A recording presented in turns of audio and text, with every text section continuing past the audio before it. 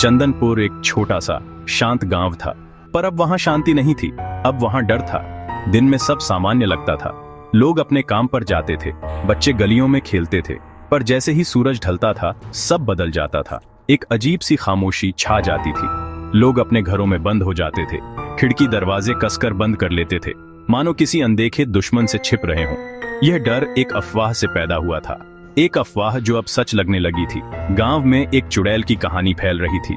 लोग कहते थे, रात में एक चुड़ैल उड़ती है, उसकी आंखें जलती हुई आग जैसी हैं, उसके बाल हवा में लंबे लंबे उड़ते हैं, उसकी हंसी किसी की चीख जैसी लगती है। कुछ लोगों ने कसम खाकर कहा कि उन्होंने उसे देखा है, उसे ऊंचे ऊंचे पेड़ों के ऊपर उड़ते हुए देखा है। वह रात के अंधेरे में एक काला साया बनकर घूमती है। वह किसकी तलाश में है, यह कोई नहीं जानता था। बस सब जानते थे कि वह अच्छी नहीं है। वह अपने साथ मौत और बर्बादी लेकर आती है। हर रात गांव वाले डर के साये में जीते थे। बच्चों को शाम होते ही घर के अंदर कर दिया जाता था।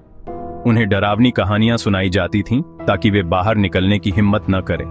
बड़े बुजुर्ग पूजा पाठ करते थे। वे भगवान से प्रार्थना करते थे कि उनका गांव इस बला से बचा रहे। गांव का माहौल बहुत तनावपूर्ण हो गया था। हर कोई एक दूसरे को शक की नजर से देखता था। कोई नहीं जानता था कि अगली सुबह कौन सी बुरी खबर लेकर आएगी। यह चुड़ैल की कहानी अब सिर्फ कहानी नहीं रही थी, यह चंदनपुर की हकीकत बन गई थी। इस डर के माहौल के बीच एक नया परिवार गांव में आया। एक विधवा औरत अपनी बेटी रीना और छोटे बेटे के साथ। उन्होंने गांव के एक पुराने घर में रहना शुरू किया। उन्हें गांव के इस डर के बारे में कुछ नहीं पता था।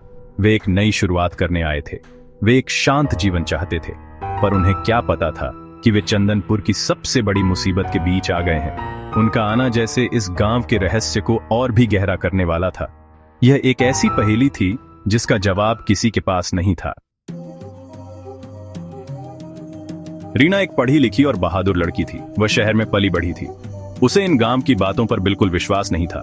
जब उसने चुड़ैल की अफवाहें सुनी तो वह हंस पड़ी। उसने कहा, यह सब मन का वहम है, चुड़ैल वुड़ैल कुछ नहीं होता। गांव वाले उसे समझाते थे। वे कहते थे, बेटी तुम नहीं हो, तुम नहीं जानती, यह मजाक नहीं है। पर रीना उनकी बातों को अनसुना कर देती थी। वह अपनी माँ से कहती, माँ ये लोग कितने अंधविश्वासी हैं, आज के जमाने में भी ऐसी बातों पर यकीन करते हैं। उसकी माँ थोड़ी डरी हुई थी। वह गांव वालों की बातों से चिंतित हो जाती थी। वह रीना को समझाती थी, रीना हमें यहाँ रहना है, लोगों की बातों का सम्मान करना चाहिए। पर रीना अपनी ही धुन में थी। वह रात में भी बिना डरे घर के बाहर आंगन में टहलती थी। वह आसमान में तारों को देखती थी। वह गांव वालों को दिखाना चाहती थी कि डरने की कोई बात नहीं है। उसका छोटा भाई भी उसकी तरह ही था। वह अपनी दीदी को बहुत मानता था। उसे लगता था कि उसकी दीदी सबसे बहादुर है। रीना का यह अविश्वास उसे एक बड़े खतरे की ओर ले जा रहा था। एक रात सब सो रहे थे। अचानक रीना को छत पर कुछ आवाज सुनाई दी, खरोंचने जैसी आवाज, जैसे कोई भारी चीज छत पर चल रही हो। पहले तो उसने सोचा कि कोई जानवर होगा, कोई बिल्ली या बंदर, पर आवाज बढ़ती गई। वह धीरे से उठी और खिड़की से बाहर झांका। बाहर घना अंधेरा था, हवा भी तेज चल रही थी। उसे कुछ साफ दिखाई नहीं दिया, पर फिर उसकी नजर घर के सामने वाले पुराने पीपल के पेड़ पर पड़ी। उसे लगा जैसे कोई काला साया पेड़ की सबसे ऊंची डाल पर बैठा है। वह साया हिल रहा था। वह साया धीरे धीरे बड़ा होने लगा। ऐसा लगा जैसे उसके पंख निकल आए हों। फिर वह साया हवा में उड़ गया। रीना अपनी आंखों पर विश्वास नहीं कर पा रही थी। वह क्या था, कोई बड़ा पक्षी या सच में वह चुड़ैल? उसका दिल जोर जोर से धड़कने लगा। पहली बार उसे थोड़ा डर महसूस हुआ। उसने जल्दी से खिड़की बंद कर ली और अपने बिस्तर पर आकर लेट गई। पर उस रात उसे नींद नहीं आई। वह बस उस काले साये के बारे में सोचती रही। क्या गांव वाले सच कह रहे थे? क्या सच में कोई चुड़ैल थी? अगली सुबह गांव में एक बुरी खबर फैली। गांव का चौकीदार रामू काका मर गए थे। उनकी लाश पीपल के पेड़ के नीचे मिली थी। उनकी हालत बहुत भयानक थी। उनकी आंखें खुली हुई थीं, जैसे उन्होंने कोई बहुत डरावनी चीज देख ली हो। उनके चेहरे पर खौफ साफ दिख रहा था। पूरे शरीर पर अजीब से निशान थे, जैसे किसी जानवर ने नोचा हो। गांव वाले कहने लगे, यह उसी चुड़ैल का काम है, उसने ही रामू को मारा है। अब गांव का डर और भी बढ़ गया था। हर कोई सहमा हुआ था। इस घटना ने रीना को हिलाकर रख दिया। वह अब इसे वहम नहीं मान सकती थी। रामू काका की मौत एक हकीकत थी। उसने जो रात में देखा था वह भी शायद सच था। उसने फैसला किया कि वह इस रहस्य का पता लगाकर रहेगी। वह जानना चाहती थी कि चंदनपुर में क्या हो रहा है। वह अपने साथ एक छोटा कैमरा ले आई थी। उसने सोचा कि वह रात में कैमरा लगाकर सच को रिकॉर्ड करेगी। उसने अपनी माँ को इस बारे में कुछ नहीं बताया क्योंकि वह उन्हें डराना नहीं चाहती थी। रीना ने उस रात पीपल के पेड़ की तरफ एक कैमरा लगा दिया। उसने कैमरे को पत्तों के बीच अच्छी तरह छिपा दिया ताकि किसी को दिखे नहीं। रात हुई, पूरा गांव फिर से खामोशी में डूब गया। रीना अपने कमरे में जाग रही थी। वह बार बार खिड़की से बाहर देख रही थी। उसका दिल बेचैन था। वह डरी हुई भी थी और उत्साहित भी। वह सच जानना चाहती थी, चाहे वह कितना भी डरावना क्यों ना हो। आधी रात के करीब उसे फिर से वही आवाजें सुनाई देने लगीं। इस बार आवाजें और भी साफ थीं। रीना ने हिम्मत करके दरवाजा खोला और बाहर आंगन में आई। वह धीरे धीरे पीपल के पेड़ की तरफ बढ़ने लगी। हवा सर्द थी और चारों तरफ मौत जैसा सन्नाटा था। अचानक पेड़ के पीछे से उसे कुछ हिलता हुआ दिखा। उसने अपनी टॉर्च जलाई। जो उसने देखा उसे देखकर उसकी चीख निकल गई। वह कोई इंसान नहीं था, वह कोई जानवर भी नहीं था, वह कुछ और ही था।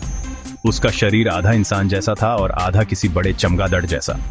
उसकी आंखें अंधेरे में लाल अंगारों की तरह चमक रही थीं। वह रीना को ही देख रहा था।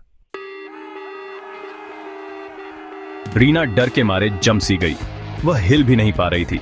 वह अजीब सा प्राणी धीरे धीरे उसकी तरफ बढ़ने लगा। उसके मुंह से एक अजीब सी गुर्राहट निकल रही थी। रीना को लगा कि आज उसकी जिंदगी का आखिरी दिन है। उसने अपनी आंखें बंद कर लीं, पर कुछ नहीं हुआ। जब उसने आंखें खोलीं, तो वहां कोई नहीं था। वह प्राणी गायब हो चुका था। रीना कांपते हुए अपने घर की तरफ भागी। उसका पूरा शरीर पसीने से भीग गया था। उसने जल्दी से दरवाजा बंद किया और अपनी सांसों को काबू करने की कोशिश की। वह दौड़कर अपनी माँ के कमरे में गई। वह उन्हें सब कुछ बताना चाहती थी, पर कमरे में जाकर वह और भी डर गई। उसकी माँ बिस्तर के पास जमीन पर बेहोश पड़ी थी। रीना ने उन्हें उठाने की कोशिश की, पर वह नहीं उठी। रीना घबरा गई। वह अपने भाई को आवाज देने लगी, राहुल, राहुल, पर कोई जवाब नहीं आया। उसने राहुल का कमरा देखा। राहुल वहां नहीं था। उसका बिस्तर खाली था।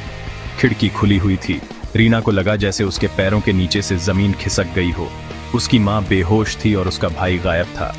रीना को समझ नहीं आ रहा था कि वह क्या करे। वह अकेली थी। उसका पूरा परिवार खतरे में था। वह मदद के लिए चिल्लाना चाहती थी, पर उसकी आवाज गले में ही फंस गई। उसे लगा जैसे कोई उसे देख रहा है। उसे अपने पीछे किसी की मौजूदगी महसूस हुई। उसने धीरे से पीछे मुड़कर देखा। अंधेरे में उसे दो लाल आंखें चमकती हुई दिखाई दी, वही आंखें जो उसने पेड़ के पास देखी थी। इसके बाद गांव वालों ने रीना की एक जोरदार चीख सुनी। फिर सब शांत हो गया। अगली सुबह जब पड़ोसियों ने दरवाजा खटखटाया तो किसी ने नहीं खोला। दरवाजा तोड़कर जब वे अंदर गए तो घर खाली था। रीना की माँ बेहोश मिली, पर रीना और उसका भाई गायब थे। उनका कुछ पता नहीं चला। पीपल के पेड़ के नीचे लगा कैमरा भी गायब था। उस रात क्या हुआ, यह एक रहस्य बनकर रह गया। क्या चुड़ैल रीना और उसके भाई को ले गई, या फिर सच कुछ और था? चंदनपुर का रहस्य और भी गहरा हो गया, और आज भी उस गांव में सूरज ढलते ही डर का साया मंडराने लगता है।